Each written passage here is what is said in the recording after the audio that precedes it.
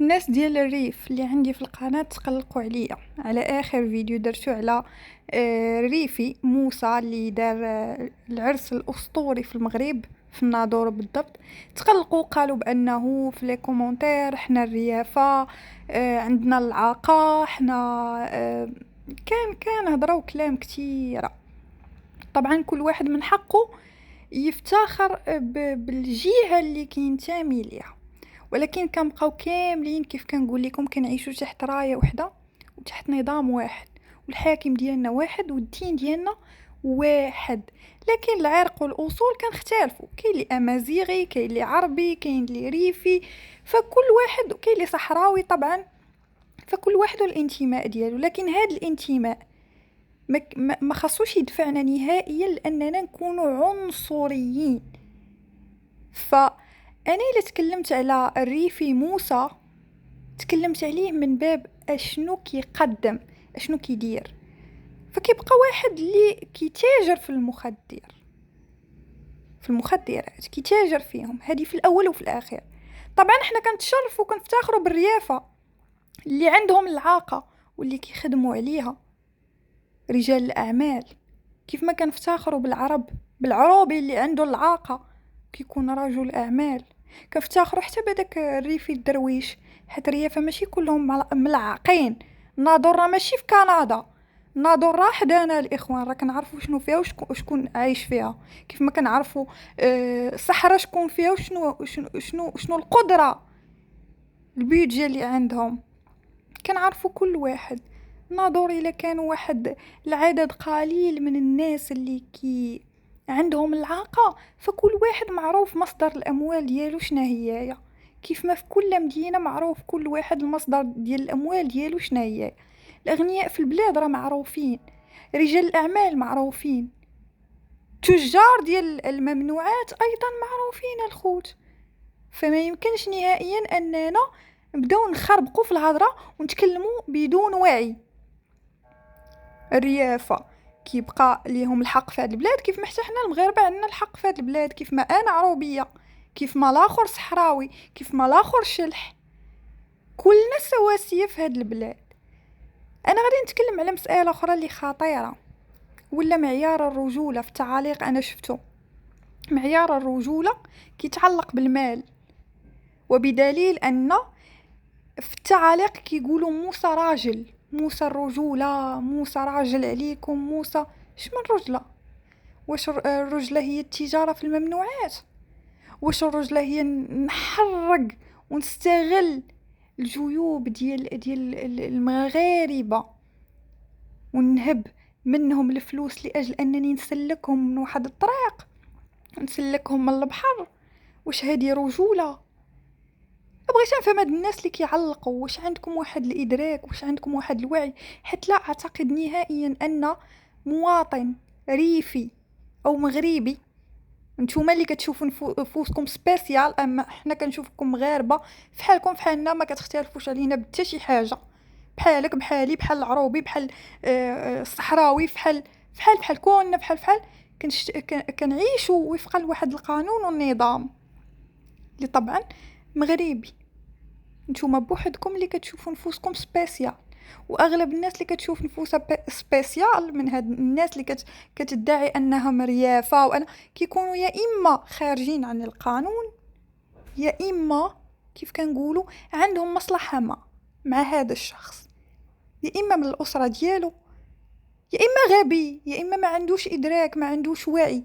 لانه استحاله انه يكون انسان صافي انسان مثلا ريفي صافي كيشتغل مثلا مدرس، كيشتغل في اي قطاع كان، ما كيستهلكش هاد الممنوعات اللي كيبيعها هاد السيد، ما عندوش علاقه بهذا السيد، ويجي يقول لك ان هذا السيد بما انه هربان من العداله. حنا شفنا الفيديوهات ديالو، انسان كيبان مهزوز. فين كاينه الرجله في انه واحد راكب في طوموبيله كيتلفت اليمين اليسار، في الثانيه كيتلفت 4 مرات يمين يسار، خايف لا يشوفوه. فين الرجوله هنا؟ فين الرجوله؟ الرجوله هي انك تخدم بالحلال وتجيبها بدراعك، هذه هي الرجوله. الرجوله هي نشوفوك مادام باغي تحكم شي منصب اولا شي قنت بالعربيه عرب، دخل السياسه، كون سياسي، دخل ضرب تمار على راسك، خذ لك شي منصب في السلطه وخدم بشرف، خدم واشتغل بشرف وبنزاهه. اما الاتجار في الممنوعات وطالعين الناس اللي كانوا معروضين هاد العرس تطبال. اش هاد النفاق، كميه النفاق عظيمه. عندكم يسحب لكم هاد السيد نهار غادي يتشد الكوانب بنادم البهيم، عندكم يسحب لكم نهار غادي يتشد غادي يخرج شي بغل ولا بغله يدافعوا عليه او لا يقولوا موسى مسكين، راه لن يجرؤوا. السيد راه متابع، السيد راه متابعه بلاد، السيد راه كيبيع الممنوعات، راه كيبيع البيضه. واش نتوما هبل؟ راه يكفي. واش نتوما ما كتخافوش على ولادكم؟ ما كتخافوش على نفوسكم؟ ما كتخافوش على خوتكم؟ واش عارفين تاثير هاد البيضه وهاد الممنوعات اللي كيبيع هاد السيد؟ واش ما عارفينهاش؟ واش ما عارفينش التاثير ديالها؟ راه الا ما كنتيش انت ضحيه لاستهلاك هاد البيضه غتكون ضحيه لواحد كيستهلك هاد البيضه، تكون اختك، تكون انت، تكون باك، يكون خوك. كيفاش نتوما ما كتفكروش بهاد الطريقه؟ عندكم طريقه تفكير غريبه عجيبه، وكانكم ما كاينش وعي. بالعربيه تعرف الناس اللي علقوا لي وقالوا بان ريافه بزاف على كنتي حاسده ومالك على هذا الحقد، انا ما كنتكلمش من باب الحقد، انا كنناقش موضوع مطروح وبامكان كل واحد يناقش. انا ما تكلمتش على الريافه، انا تكلمت على تاجر الممنوعات المتابع، هو اللي تكلمت عليه. انا ما تكلمتش عليه كمواطن ريفي نازيه، لا، انا تكلمت عليه كتاجر وماشي تاجر ديال اي حاجه، ماشي واحد دار جريمه عن غير قصد، لا، هذا مجرم بالفطره، هذا مجرم. الاعلام صوروا لينا كمجرم وحنا شفنا العرس. انا كنت سائل ايضا على مديريه الضرائب، اين هي من كل هذا؟ كيفاش الاموال كتلاح وكتشتت في الوقت اللي مديريه الضرائب كتحاول انها تسيطر على الاموال في المغرب في كافه القطاعات؟ كيفاش هذا السيد هذا كان خص يكون مكتب الضرائب كان خصو يكون عنده وسط العرس. هذوك الاموال منين جات؟ كيفاش جات؟ واش مخلص شي ضريبه عليهم ولا جالس كتشتت فيهم؟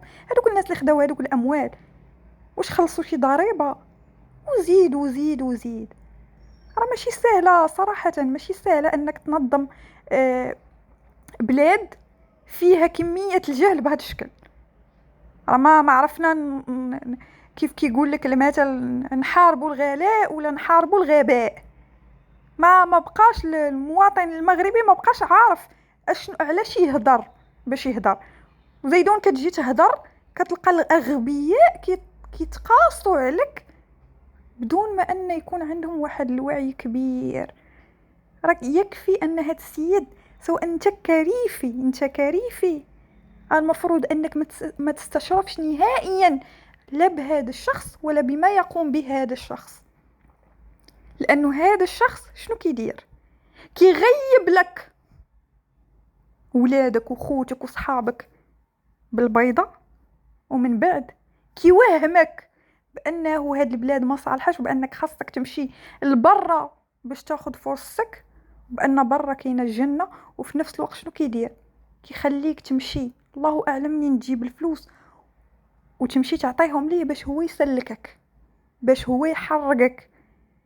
شويه المنطقه الخوت اناشدكم الله جاوبوني بمنطق وبوعي، لانه انا في الفيديو الاخر راه ما يمكنش كميه الهجوم اللي شفتها من الناس اللي كيقول لك لا انت حاسداهم، ريافه رجال عليكم، تحيه للريف، يحيى الريف لا شريف، تحيه يحيى الريف، وتحيه دكاله، وتحيه عبده، ويحيى الامازيغ، وتحيه الصحراء، وما نعرف شنو عاوتاني. كلنا كنحياو في هذه البلاد، كلنا تحت راية واحدة اللي هي الراية الحمراء اللي كتوسطها نجمة خضراء، كلنا تحت قيادة جلالة الملك. هذيك الهضرة ديال العياشة وهادو الانفصاليين، ديك الهضرة هذيك هضرة واهية وخاوية وما عندها حتى شي أساس. لا، نحن نتهم أي جهة في بلادنا بالانفصال، ولا عند الحق أي واحد يتهم أي مواطن مغربي بأنه عياشي. إذا كان اتهام واحد الإنسان اللي محافظ على أمن بلاده بأنه عياشي، فإحنا كنفتخروا. احنا ما بغيناش اخويا داكشي اللي كيفكروا فيه الجهلاء، احنا بعاد عليه كل البعد. احنا شوف دابا شنو واقع، فما بالك غدا وبعد غدا. لا خويا، احنا نكتفي بهذا القدر، نكتفي بما رأيناه في العرس ديال هاد المجرم، نكتفي بما رأيناه في عرس هاد الشخص الهارب والفار من العدالة. وهذا الشخص لا يشرفنا نحن كمغاربة. وأيضا أنا أطالب بدوري من السلطة ومن الفرقة الوطنية تحقق مع كل شخص كيخرج في السوشيال ميديا كيف كنقولوا كيدافع على هذا الشخص، او كي الناس راه ولات بقى لهم غير الشعر، يقولوه في شخص هارب من العدالة. لا حول ولا قوة إلا بالله. هذا ما كان بالنسبة لهذا الفيديو. ما تنسوش تشاركوني الآراء ديالكم في هذا الموضوع. كنتمنى أن نلقى الناس كتفكر بشوية الوعي. احنا ما كنمشيوش ضد التيار نهائيا، احنا ماشي ضد التيار لاجل فقط اننا نكونوا ضد التيار، لا، احنا كندافعوا على امن بلادنا، كندافعوا على الامن ديالنا حنا الاولين، امننا حنا وسلامتنا حنا. هل يعقل انني نتما غاده في الشارع وحواليا ناس لابسين الماسكات مخبين وجوههم؟ هل يعقل انني نتما غاده في الشارع وناس هازه سلاح غير مرخص ما معروفش المصدر ديالو منين جا؟ هل يعقل اننا نعيش وسط سلاح؟ لا الخوت، لا. وما يجيش شي واحد يقول لي سلاح مقنن في ميريكان. ميريكان حيت كيحترموا القوانين. هل هاد الناس اللي عندهم سلاح بدافع شنو؟ لو دخلت السلطه او دخل الدرك الملكي لهذيك المنطقه في هذيك اللحظه وهاد الناس عندهم سلاح وهاد الناس كلهم ضاربين البيضه، كلهم فرفر عقل ديالهم ما كاينش معاهم، شنو كان غادي يوقع؟ كانت غتوقع فضيحه، في البلاد. كنا غنبقاو ضحوكه للعالم. فصراحه غريب امر هاد الناس اللي كيدافعوا على هاد المجرمين وهاد تجار الممنوعات.